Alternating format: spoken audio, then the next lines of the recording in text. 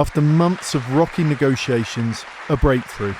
The Colombian government and the National Liberation Army, Colombia's largest remaining rebel group, announcing a historic but temporary bilateral ceasefire in the Cuban capital, Havana.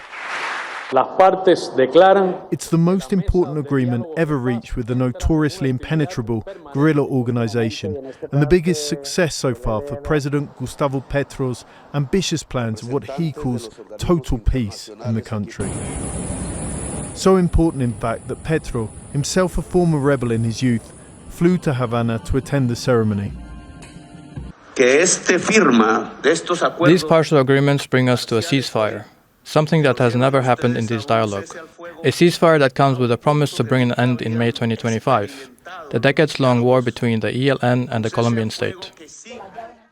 The ceasefire brings hopes of relief to communities long affected by Colombia's internal conflict, some of which have seen little benefits from the signing of a peace deal with FARC rebels in 2016.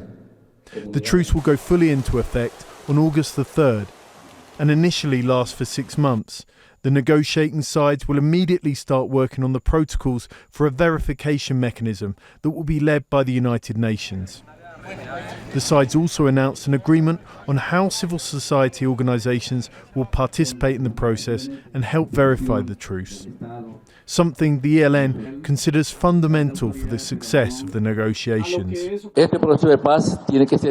This peace process has to be different. We want to see the changes. The voice of the ELN will be the voice of society. These will not be agreements between the government and the ELN. No.